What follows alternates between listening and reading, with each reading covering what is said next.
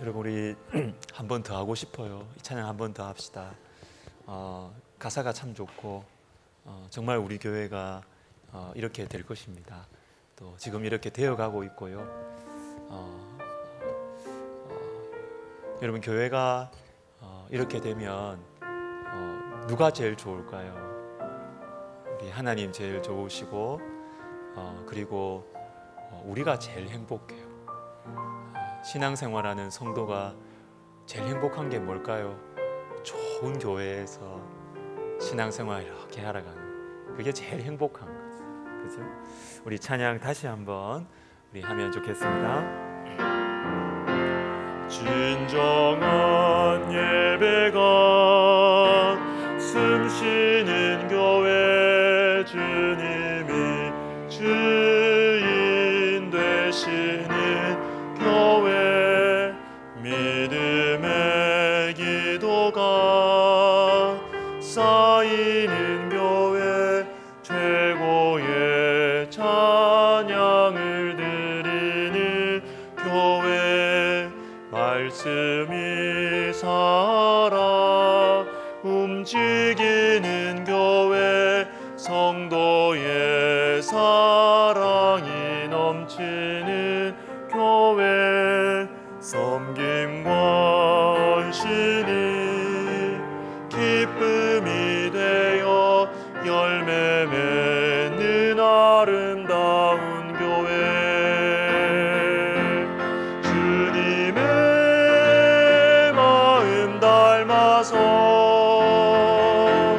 이웃을 사랑하는 교회 주님의 영광을 위해서 이 되신 주님 전하는 교회 사랑의 불꽃이 활짝 피어나 날마다 사랑에 빠지는 교회 주께서 사랑하는 우리 교회가 이런 교회 되게 하소서. 우리 같이 합심해서 짧게 한번 기도하면 좋겠습니다.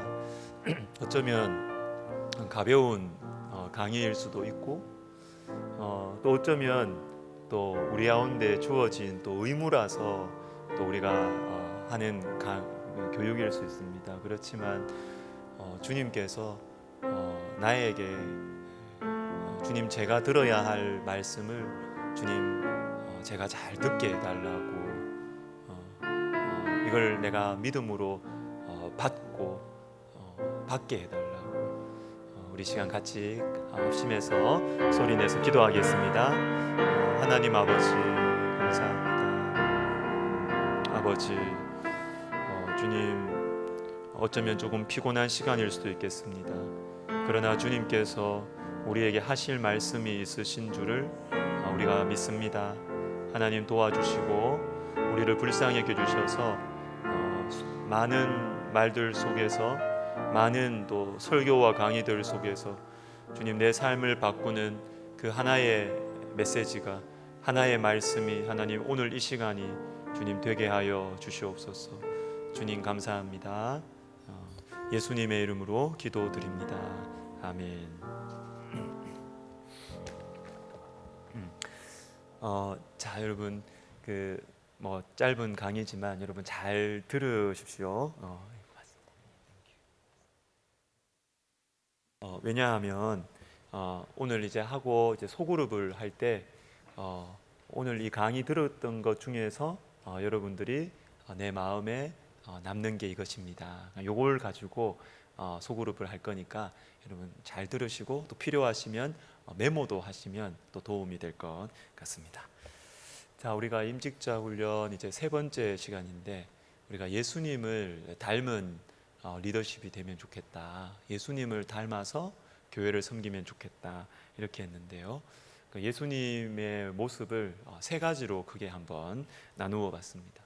그러니까 우리를 찾아오신 예수님, 그래서 우리가 찾아가자 그랬죠. 어려운 영혼들 있거나 이렇게 하면 우리가 찾아가자. 찾아오시는 예수님. 그다음 두 번째는 뭐냐면 찾아오셨는데 우리와 함께 해주시는 거죠. 함께 해주시는 거죠. 그래서 여러분 지난달에 했던 기억나십니까?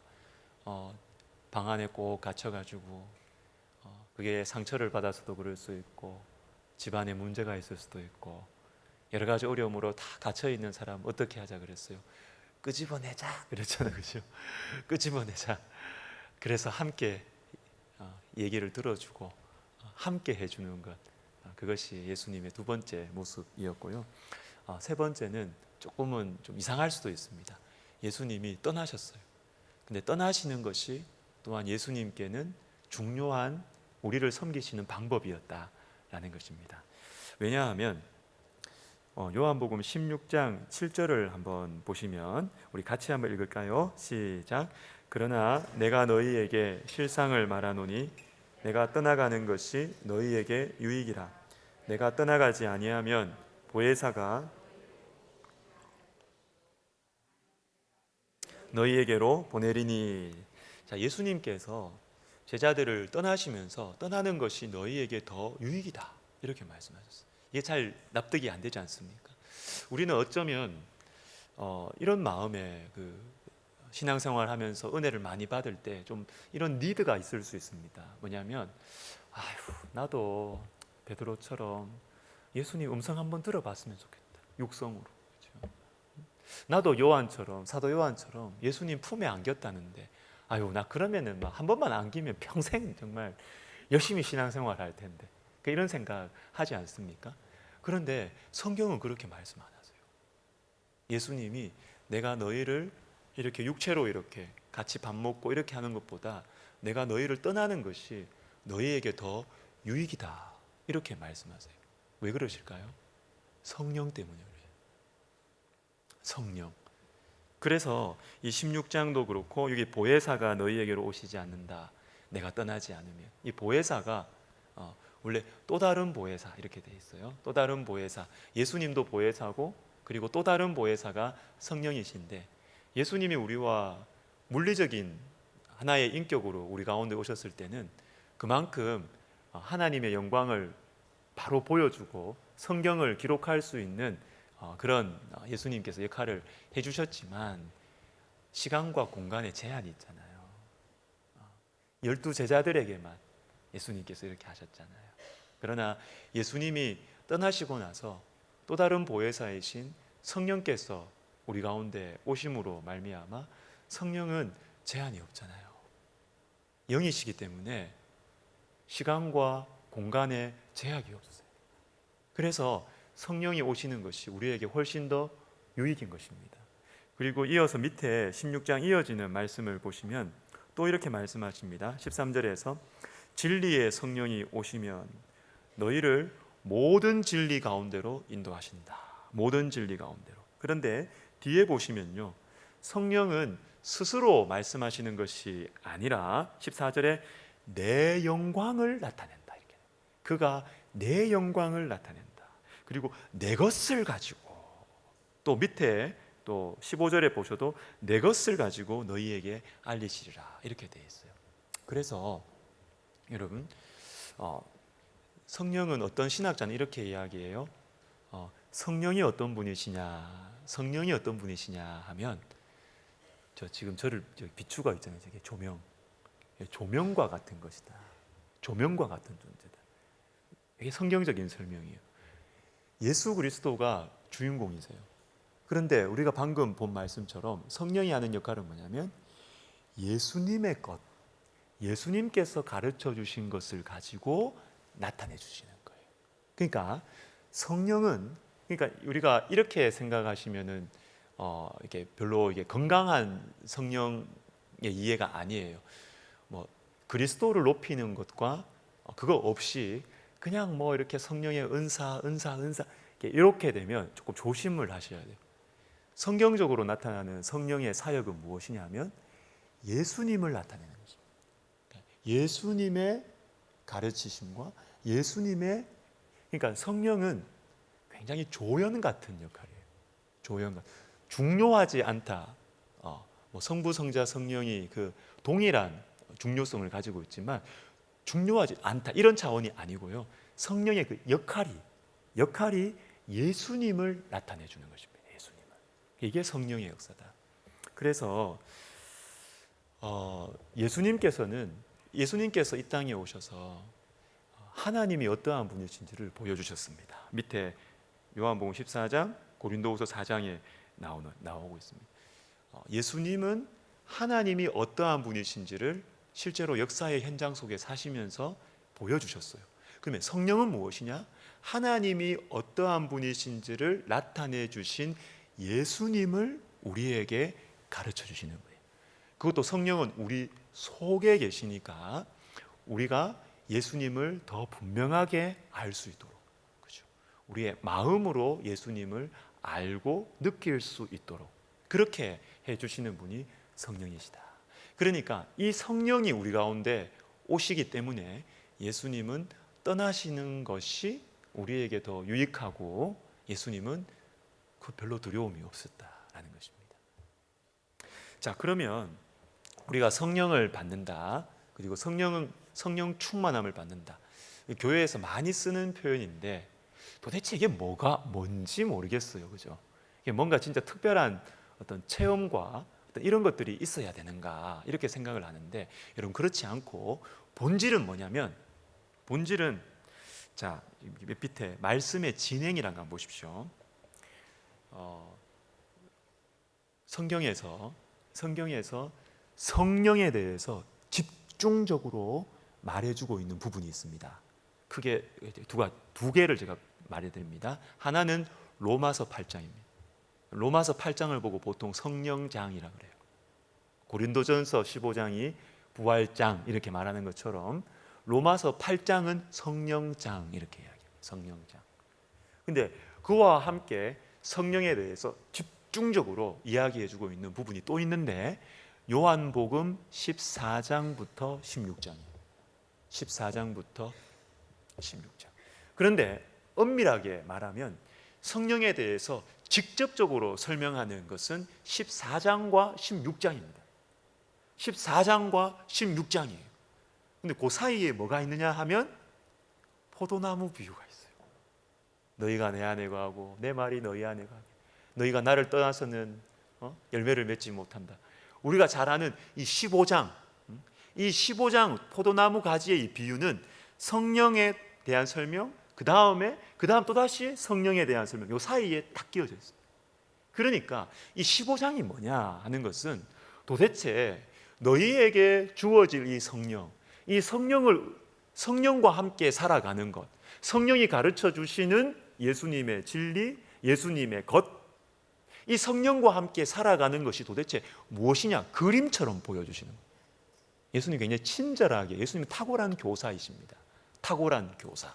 이론만 가르쳐 주시는 것이 아니라 이론에 대한 이미지를 딱 보여주시기도 하시고 때로는 가다가 교보제를 통해서 실습도 해주시는 것이지요. 어떻게 성령과 함께 살아가느냐 했을 때 포도나무 이 가지의 비유를 보라는 것입니다. 이 핵심이 뭐죠? 예수님께 달라붙어야 되는 거예요. 달라붙어서 의지하면서 살아가라는 것입니다. 그래서 여러분 성령으로 충만한다. 누군가가 성령으로 충만했어요. 내가 성령 받았어요. 내가 성령 받았다 이러면 그 사람의 특징은 뭐냐면 내가 성령 받았기 때문에 나 슈퍼 파워가 됐다고 나 건드리지 말라고 나는 능력 있게 이렇게 살 거라고 아닙니다. 그거는 이제 교만해지는 거예요. 그건 죄에 빠지는 것입니다. 그게 아니고 내가 성령 받았다 이러면 나타나는 현상이 있습니다. 우리 속에 성령 충만함을 딱 받으면 나타나는 현상이 뭐냐면 성경을 읽고 싶어집니다. 참 신기하더라고요. 성경 재미없었는데요. 성령 충만을 딱 받으면 성경이 달아요. 성경 읽고 싶어져요. 그리고 성령 받았을 때의 가장 이 본질적인 변화는 뭐냐면 자꾸 하나님을 의지하고 싶어져요. 그리고 내가 약해져요. 자아가 자꾸 약해져요. 바보가 되는 것 같아요. 성령 안 받으면 자신감이 넘칩니다, 사람이. 그런데 성령 받으면 자신감이 떨어져요. 자신감이 떨어져요. 그리고 자꾸 주님 없으면 못 살 것 같아요. 작은 것 하나라도 주님 도와주시지 않으면 못할 것 같아요. 여러분, 이것이 성령 충만함의 본질입니다. 본질입니다. 꼭 붙드셔야 돼요, 여러분. 주님을 얼마나 의지하는가. 이게 성령 충만의 본질입니다. 제가 이 강의를 준비하면서 우리가 참 성령을 받았으면 좋겠는데, 이 성령을 받는 데 있어서도 두 가지 타입이 있는 것 같아요. 하나는 부드럽게 성령을 수용하고 주님도 부드럽게 우리에게 다가오시는 경우가 있고, 또 하나는 거칠게 직접적으로 우리를 터치하시거나 우리가 그렇게 받는 경우도 있습니다.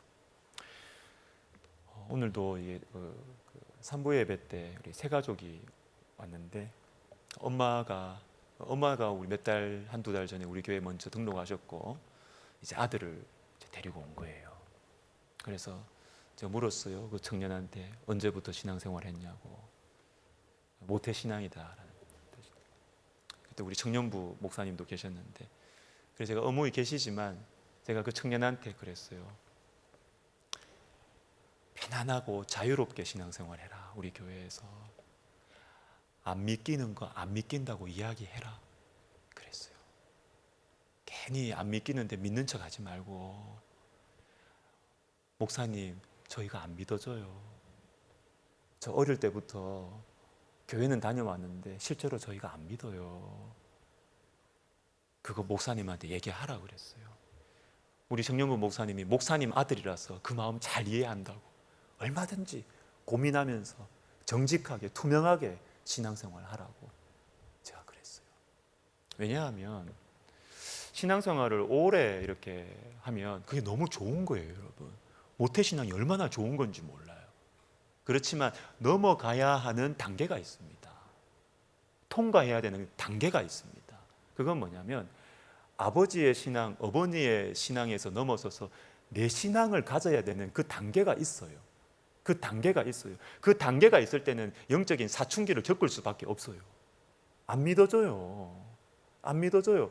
그런데 그때 하나님 앞에 나는 안 믿긴다고 편하게 이야기할 수 있는 공동체가 있어야 돼요. 영적인 멘토가 있어야 돼요. 선배가 있어야 돼요. 그것을 받아줄 수 있고 같이 기도해 줄 수 있고. 근데 그거를 자꾸 집에서나 자꾸 이렇게 의심조차 못하게 만들고 막 이렇게 하면요, 얘는 어떻게 되냐면 계속 그냥 믿는 척 하는 거예요. 교회에서 계속 믿는 척 하는 거예요. 그러다가 우리 주님께서 그냥 가는 비에 옷 젖듯이 자연스럽게 믿어지게 하는 경우가 있습니다. 이거는 부드러운 수용이에요. 성령의 간접적인 수용이. 이게 너무 복된 거예요. 그렇지만 여러분, 때로는 우리 주님께서 저 같은 케이스예요. 기독교 과정에서 계속 쭉 자라오고 이렇게 쭉 자라오다가 저같이 주님이 어떤 사건을 허락하실 때가 있어요. 주님을 만나는 사건을 허락하실 때가 있어요. 그때는 너무 주님이 거칠어요. 주님께 죄송하지만 주님의 손길이 너무 거칠더라고요. 거칠더라고요. 극단적인 생각을 하게 됩니다. 극단적인. 신앙생활도 아주 극단적으로. 제가 나눈 적도 있지만 어떨 때는 주님께서 저를 탁 터치하고 나서는 죄에 대해서 너무 예민해지는 거예요. 그래서 대학생 때 내가 시력을 잃었으면 좋겠다, 이런 생각까지 들죠. 너무 극단적이지. 왜 그런 생각을 했을까요? 이 정욕이 많은 남자 대학생이 눈에 보이는 모든 것으로 죄를 짓는 거예요. 그러니까 주님, 제가 눈이 멀었으면 좋겠습니다. 너무 극단적인. 그렇지만 주님이 때로는 경우에 따라서 거친 성령의 터치를 하실 때가 있다라는 것입니다. 그러면 변화도 그런 경우에는 급격하게 변화가 일어나요. 담배를 갑자기 끊는다든지 실제로 일어납니다. 갑자기 병이 낫는다든지 갑자기 그 사람 자체가 확 뒤집어진다든지 그런 일들이 일어나요. 여러분, 너무나 감사하게도 지금 우리 교회 안에서 우리 장년들뿐만 아니라 여러분 우리 다음 세대 아이들 안에서 이 급격한 변화가 일어나는 애들이 있어요. 제가 듣습니다. 깜짝 놀랍니다. 주변에 있는 애들이 저런 애가 아니었대요. 근데 어느 순간 갑자기 애가 변해가지고 다 달라집니다. 얼굴 빛부터 달라집니다. 말부터 달라집니다. 그런 애들이 금요기도에 막 옵니다. 여러분, 저는 우리 교회 다음 세대뿐만 아니라 우리 장년 성도님들 성령의 부드러운 수용과 성령의 거친 수용 두 가지 다가 일어나기를 주님의 이름으로 축복합니다. 다 일어나야 돼. 이게 다 일어나야 됩니다. 다. 나는 주님의 거친 수용 싫다. 나는 그냥 이렇게 그냥 점잖하게 그냥 이렇게 그냥 신앙생활 해왔다. 나는 싫다. 그게. 그러면 여러분 정직하게 물어보세요. 자신에게 한번 물어보세요. 모르는 경우가 있을 수 있습니다. 믿는 척하고 있는 것이지, 교회 생활을 하고 있는 것이지 실제로 하나님을 안 믿는 수도 있다. 그렇다라는 제가 말은 못하겠어요. 근데 그럴 수도 있다. 그럴 수도 있다. 없는 의심을 만들어내라고 말하고 싶지는 않습니다. 그렇지만 하나님 앞에 적어도 우리의 마음이 정직했으면 좋겠다는 거죠. 정직했으면. 근데 여러분, 이 정직하게 하나님 앞에 반응하는 것은 너무나 지혜로운 인생의 계산이 담겨 있는 것입니다. 참 제가 말이 그렇지만 인생이 왜 그러냐면 이것을 자꾸 미루는 거예요. 아유, 뭘 그렇게 신앙생활 그렇게 심각하게 하냐고. 그냥 좋은 게 좋은 거고 그냥 가서 친한 사람들 만나고 밥 먹고 오면 되지. 뭘 그렇게 신앙생활 뭐 하나님 만나고 뭐 그런 게 뭐가 있냐고. 그런데요, 그러다가 여러분 인생의 제일 중요한 순간이 언제죠? 임종의 시간이 다가오죠. 근데 그때 어이쿠라 큰일 났다 이 생각이 드는 겁니다. 본인이 큰일 났다. 나는 지금까지 하나님 앞에 정직하게 서본 적이 없는데 이제는 몇 분 후면 나는 하나님 앞에 서야 돼요. 무서워요.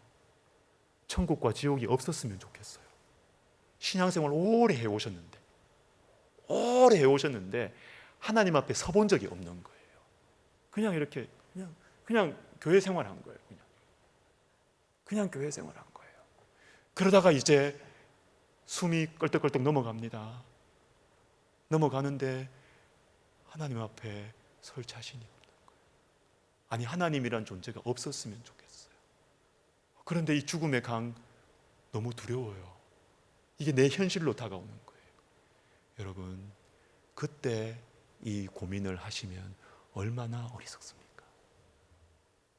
그렇잖아요. 얼마나 어리석습니까? 지금 하면 희망이 있잖아요. 변화될 희망이 있고 누군가에게 물어볼 수도 있잖아요. 기도할 수 있는 희망이 있잖아요. 그런데 미루고, 나 심각한 거 싫어, 나 성격 좋은 사람이야, 그러면서 자꾸 이렇게 미루고 나중에 가서 어떡해?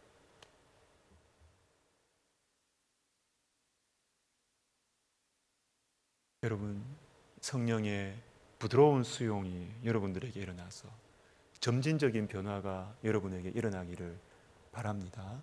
뿐만 아니라 성령의 설사 거칠고 직접적인 터치라 하더라도 주님, 제가 주님 만나고 싶습니다. 제가 주님께 변화되고 싶습니다. 이런 마음도 여러분에게 있었으면 참 좋겠습니다. 성령 충만은 어떻게 받을 것인가? 사도행전 1장에 보시면요, 예루살렘을 떠나지 말고 내게서 들은 바 아버지께서 약속하신 것을 기다리라. 아버지께서 약속하신 것이 성령이에요. 기다리라 하시고 나서 예수님 뭐라고 말씀하시냐면 오직 성령이 너희에게 임하시면 그러니까 약속하신 것이 성령이라는 것이 나오죠. 맞죠? 그런데 이 예수님의 명령을 듣고 그래, 우리가 성령 받기를 기다려야 되겠다. 예수님 그렇게만 말씀하셨어요. 근데 기다려야 되겠다 했는데 이 제자들이 뭘 하냐면 그냥 넋놓고 기다리질 않아요. 14절에 보시면 오로지 기도에 힘쓰더라. 기다리라고 했는데 기도를 했어요. 그러니까 기도를 하니까 약속하신 것이 임하신 거예요. 임하신 거예요. 그러니까 우리가 성령 충만을 받는 성경적인 방법은 기도입니다. 기도입니다. 기도. 자, 여기에서 이제 우리 임직자 여러분들에게 좀 직접적으로 필요한 가이드를 좀 하려고 합니다. 이런 시간 아니면 언제 할까 싶어서요. 여러분, 우리가 이제 교회를 섬기고 또 임직자로서 내가 뭘 할까? 내가 임직자로서 뭘 할까? 제일 제가 부탁드리고 싶은 첫 번째 섬김이 있습니다. 그것은 기도의 섬김을 해주세요. 기도의 섬김. 내가 뭐 교육부서 교사를 할까? 내가 무슨 어디 다른 무슨 섬김을 할까? 그것도 해주시면 좋아요. 좋지만 저는 그거 모든 것들 전에 여러분들이 기도의 섬김을 해 주십사. 제가 정말 그걸 바라요. 기도의 섬김을 하는 것이 뭐냐면 금요기도에 나오시는 거예요. 금요기도에 나오시는 거예요. 금요기도에 나와서 여러분 교회를 위해서 개인적으로 기도하면 사실 기도가 잘 안 되잖아요. 안 돼요.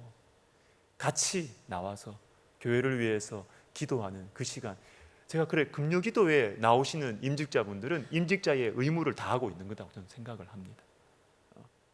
그래서 기도의 섬김과 기도의 헌신을 여러분 꼭 해주시기를 제가 당부드리고 다시 당부를 드립니다. 그리고 이건 좀 더 실제적인 부분인데, 이제 우리 장로님들 또 있으시고 또 안수 집사님들도 있으시고 또 여러분들도 다양한 자리에서 대표 기도를 하시게 돼요. 근데 대표 기도를 하실 때 제가 좀 구체적인 좀 가이드를 좀 드리려고 합니다. 여러분 교회에서 예배 시간에 대표 기도하는 것은 엄청 중요합니다.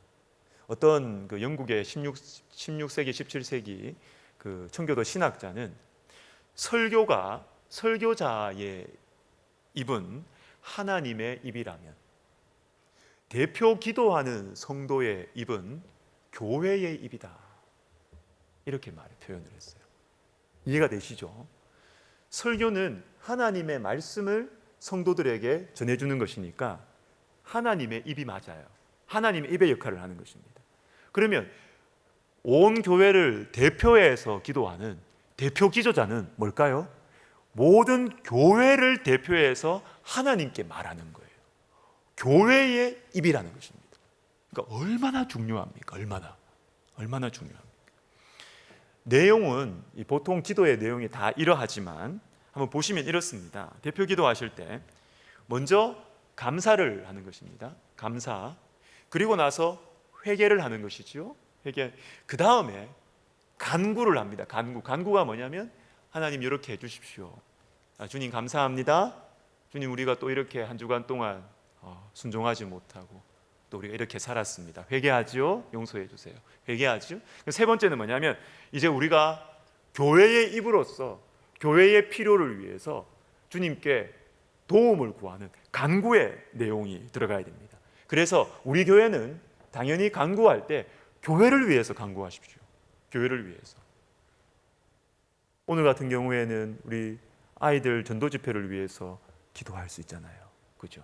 또 우리 브릿지 전도 집회를 위해서 기도할 수 있잖아요. 그러니까 교회를 위해서 기도하시고, 그 다음에 또 우리 교회의 사명이 있습니다. 우리 교회의 사명은 우리 백석 학원과 백석 총회와 함께 가는 것입니다. 도와주는 것입니다. 사역하는 것입니다. 그래서 학교와 총회를 위해서 기도하는 것이죠. 이건 우리 교회의 대표 예배하는 대표 기도자들이 반드시 숙지하고 있어야 되는 것이죠. 그 다음에 교회의 영적 지도자들을 위해서 기도해 주셔야 되는데, 우리 설립자 목사님 위해서 여러분 기도해 주셔야 됩니다. 설립자 목사님 위해서 기도해 주시고, 그 다음에 저를 위해서 기도해 주시고, 그 다음에 말씀 시간과 설교자, 말씀 시간과 설교자. 저를 위한 기도는 앞에 안 넣어도 돼요. 설교자를 위해서 기도하면서 같이 엎쳐도 돼요. 관계없어요. 근데 말씀 시간을 위해서는, 말씀 시간과 말씀을 전하는 설교자를 위해서는 여러분 반드시 기도해야 합니다. 왜냐하면 우리가 이 예배 시간에 설교 전에 대표 기도를 하잖아요. 이게 전문 용어로 이 시간을 일컫는 말이 있습니다. 이 기도는 무슨 기도냐 하면 조명의 기도라고 해요. 조명의 기도. 조명 비추는 거. 아까 저 성령 설명할 때 근데 이 조명하는 데 가면 뭐를 밝게 비추기 위한 기도죠? 하나님, 장로님들이, 안수 집사님들이 기도할 때 하나님, 우리에게 말씀을 밝히 비춰 주십시오. 이거 하라고 여기에 있는 거예요. 이거 하라고. 근데 제가 몇 년 전인데 신대원 채플이었어요. 신대원 채플에서 어떤 그 학생 한 명이 대표 기도를 합니다. 설교 직전에 대표 기도를 하는데 이 기도 저 기도 막 다 했어요. 근데 다 하고 나서 설교 시간에 설교에 대해서나 설교자에 대해서는 기도 하나도 안 하고 내려오는 거예요. 그 제가 보면서 잘못 배웠구나. 제일 중요한 기도를 빼뜨려 놓고 뭐 세계 정세가 어떻고 우리나라 정세가 어떻고 뭐 다 기도할 수 있어요. 할 수 있지만 다 해놓고 이거는 설교 전에 하는 조명의 기도인데, 정확하게는 조명의 기도, 조명을 하나님 성령께서 이 말씀을 밝혀주시기를 위해서 기도하라고 대표 기도자들로 세워놨는데 조명의 기도 안 해. 안 하는 거예요. 그걸 제가 보면서 신학적으로 참 이 교육이 다시 교육이 돼야 되겠구나 그러는 거예요. 여러분 잊지 마십시오. 예배 설교 전에, 말씀 전에 기도하는 그 시간은 조명의 기도입니다. 조명의 기도. 그러니까 설교자와 말씀을 위해서 기도하셔야 된다라는 것입니다. 그리고 여러분 기도하실 때 말이죠. 기도하실 때 기도는 뭡니까?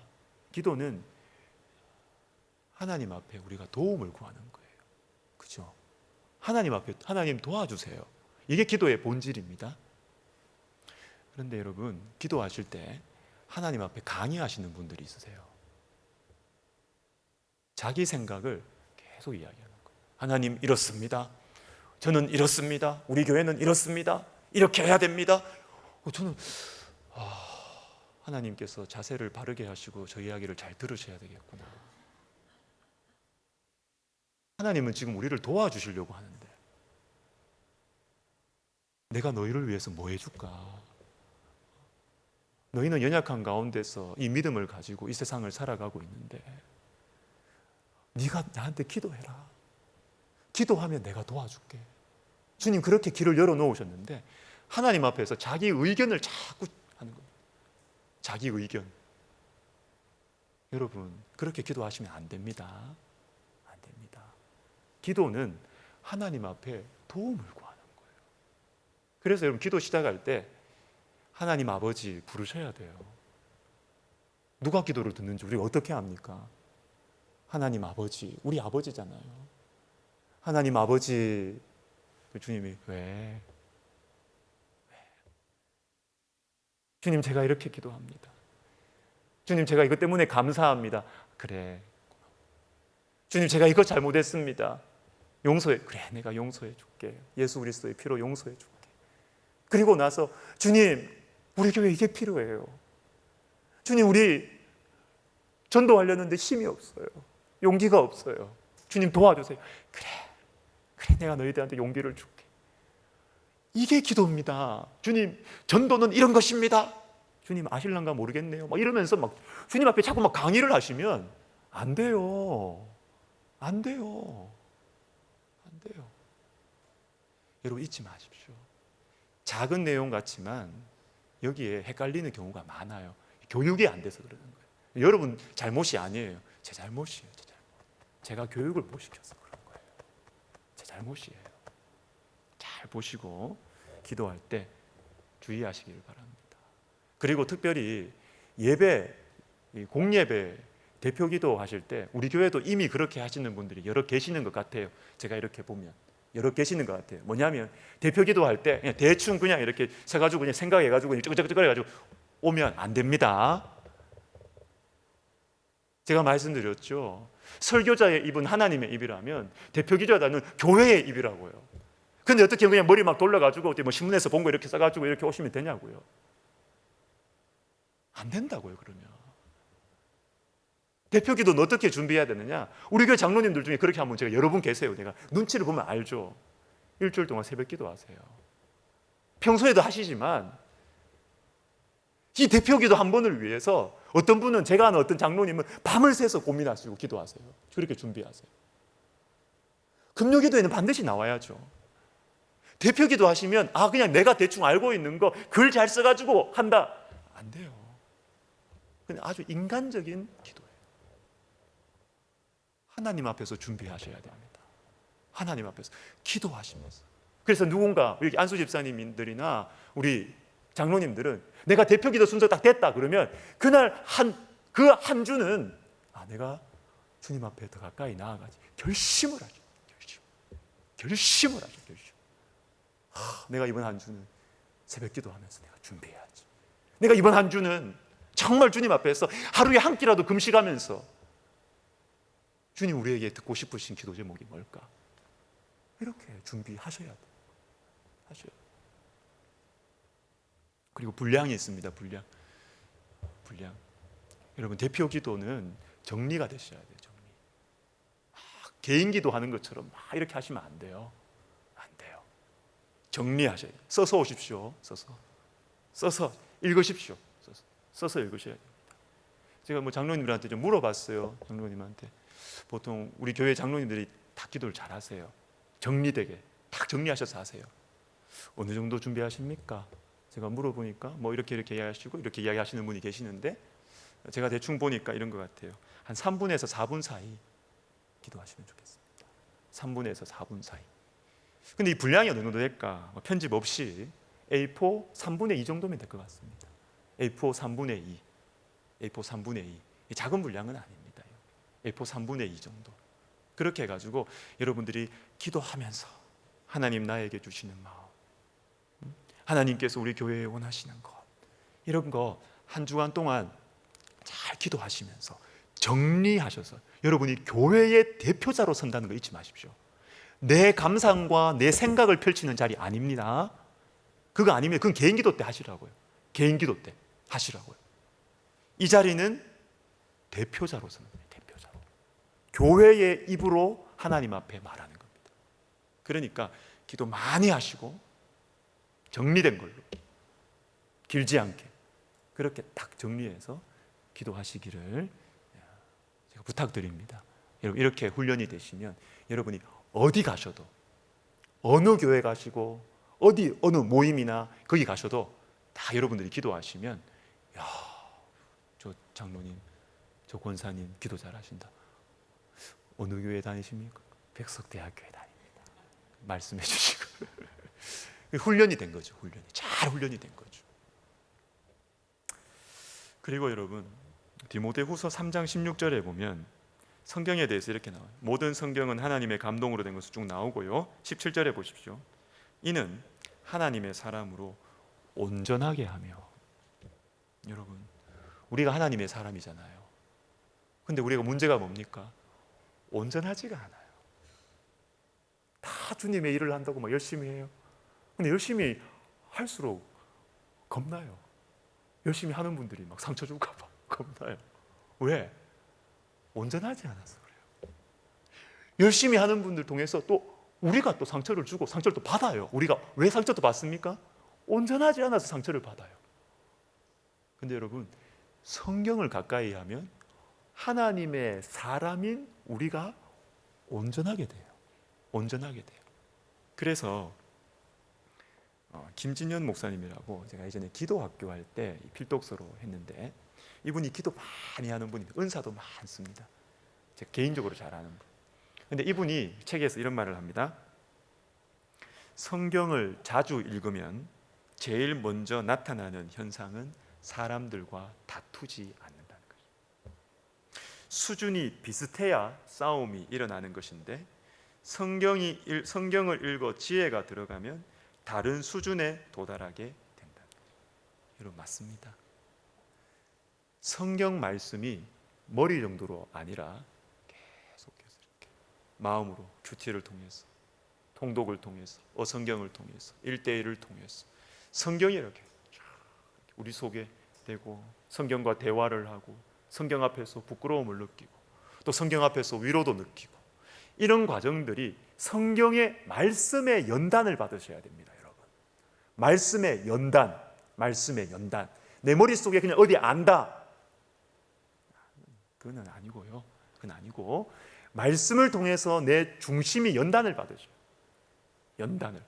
내가 너무 억울하고 서러울 때 말씀 붙들고 이 서러움을, 원통함을 넘어서는 경험을 하셔야 됩니다. 그냥 말씀을 알고 있어요. 알고 있는데 자기 자존심 딱 흔들리면 자기 감정대로 해요. 그거는 말씀과 자기가 따로예요. 따로. 괴롭고 힘들 때 말씀 붙들고 한번 통과해보는, 서럽지만 이게 말씀의 연단이에요. 이 말씀의 연단을 받고 받아야 여러분 그런 분들이 교회의 어비가 돼요. 교회의 아비가 되는 것입니다. 말씀에 다스리신 분. 그래서 여러분 우리 중직자분들은 이 교회에서 하는 이 말씀 프로그램 적극적으로 참여하십시오. 참여하시고 하셨는데 또 마음이 흔들리시면 또 하십시오. 그래서 자꾸 말씀으로 내 성질을 연단하셔서 내 성질이 그리스도의 신령한 성품으로 갈 수 있도록 이렇게 해야 좋다라는 것입니다.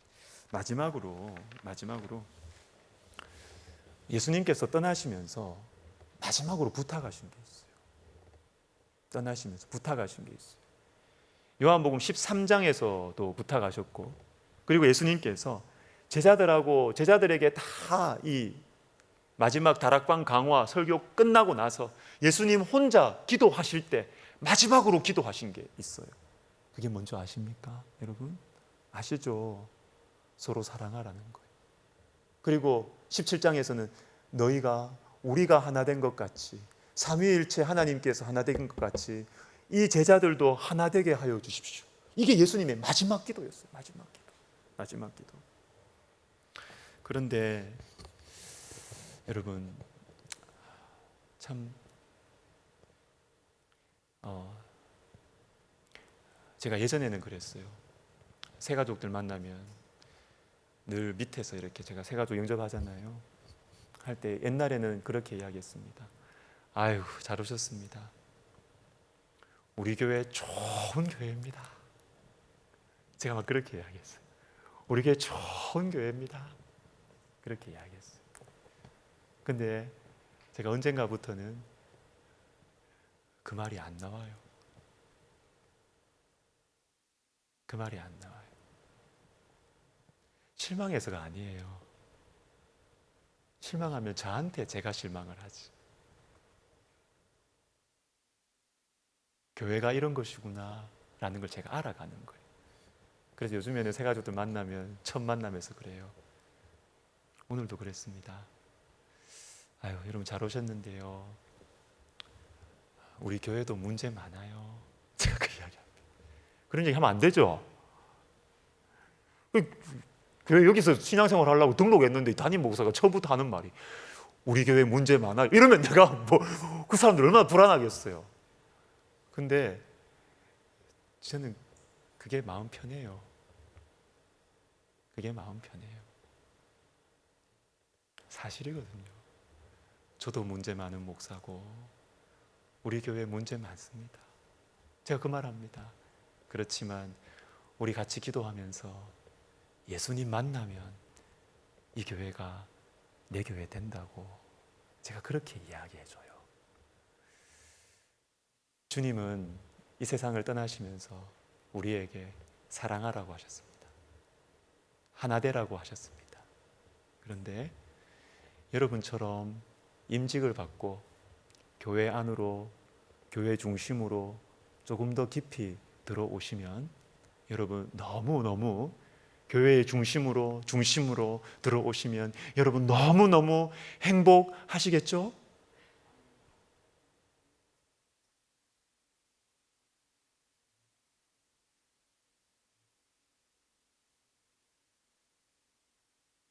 여러분들이 많이 섬기실수록 상처 많이 받으실 거예요. 상처 많이 받으실 거예요.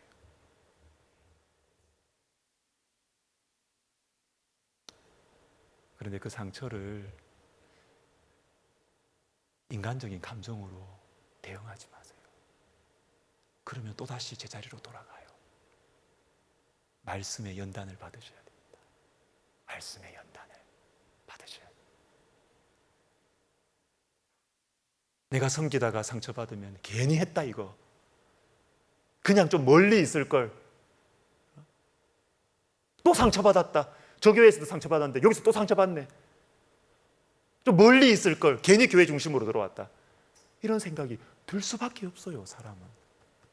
그러나 여러분, 이전과 지금이 달라야 됩니다. 다른 것은 뭐냐면 상처받는 것이 달라지진 않아요. 사람이 똑같아요, 여러분. 그 교회나 이 교회나 사람은 똑같아요. 똑같아요. 그러나 달라지는 건 내가 달라져야 됩니다. 그전에는 내가 인간적인 감정으로 그것을 대응하고 억울해하고 또 기도하면서 버텼겠죠. 근데 버티다 안 돼서 왔습니다. 그럴 수 있습니다. 저는 이해합니다. 그렇지만 여러분, 주님이 우리에게 세컨 찬스를 주는 거예요. 두 번째, 세 번째 기회를 주시는 것입니다.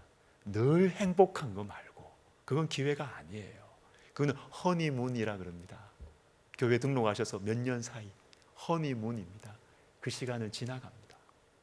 지나가고 여러분이 우리 교회를 아낄수록, 여러분이 우리 교회 안에 조금 더 들어오실수록 여러분 속에 또 이런 일이 생기네. 또 상처받는 일이 10년 전, 20년 전 상처받았던 일이 또 반복될 겁니다. 저는 그게 없을 거라고, 우리 교회 좋은 교회입니다, 저는 말 못합니다. 그러나 제가 여러분 도와드릴 수 있는 것은 우리가 강해지면 됩니다. 우리가 달라지면 되는 것입니다. 말씀 붙들고 내가 힘들고 어려운 일이 있을 때 그렇구나, 하나님께서 나를 거룩하게 만들어 가시는, 나로 하여금 십자가 붙들게 하시는구나, 이렇게 하면서 이 시간들을 동일한 커리큘럼을 이전과 다른 방식으로 패스를 하면 우리의 신앙은 훨씬 넓어져서 영혼을 세울 줄 아는 사람이 되는 거예요. 내 혼자 신앙생활 열심히 하고 막 하는 게 아니라 영적인 아비가 되는 거예요. 어미가 되는 것입니다. 여러분, 우리 임직하시는 여러분들에게 정말 이게 축복입니다. 예수님을 닮아가는 것이죠. 이 축복이 여러분 가운데 있기를 예수님의 이름으로 축복합니다. 기도하고 마치겠습니다. 예수님 떠나시면서 우리에게 성령을 약속하셨고, 기도하라고 하셨고, 말씀의 연단을 받으라고, 그래야 그렇게 온전해지라고 주님 말씀하셨습니다. 여러분, 기도합시다. 내가 임직자가 된다는 것은 어쩌면 더 많이 상처받는 자리로 간다, 이렇게 보시면 정확해요. 주님, 그렇지만 이제는 제가 영적인 어린아이가 되고 싶지 않습니다. 영적인 어미가 되고 싶습니다. 사람 살리고 싶습니다. 품어주는 사람 되기를 원합니다. 말 잘하는 사람이 아니라 주님, 내가 품어주는 사람, 세워주는 사람, 예수님 닮은 사람 되고 싶습니다. 주님, 그렇게 만들어 주십시오. 도와주십시오. 우리 시간 같이 기도하겠습니다. 하나님 아버지, 감사합니다. 주님, 우리 다 부족합니다. 주님, 우리 연약합니다. 주님께서 우리를 붙드셔서 주님, 우리가 어렵고 힘든 일이 생길 것입니다. 주님, 우리가 하나님의 말씀 붙들고 이겨내게 하여 주시옵소서. 말씀의 연단을 받는, 그래서 영적인 어미와 아비가 되는 저희들 되게 하여 주시옵소서. 우리 인격으로 할 수 없습니다. 주님 도와주셔야 되겠습니다. 주님 도와주십시오. 주님 우리를 불쌍히 여겨주십시오. 이전과는 다르게 반응하게 하여 주시옵소서. 주님 도와주시옵소서. 주님 우리를 불쌍히 여겨주시옵소서. 주님 더 상처받아도, 하나님 이전과 동일한 상처를 받아도 하나님 이전과 동일하게 반응하지 않게 해주십시오. 하나님 이제는 내가 어린아이에서 벗어나게 해주십시오. 영적인 어미와 아비가 되게 하여 주시옵소서. 예수님의 이름으로 기도드립니다. 아멘. 마쳤고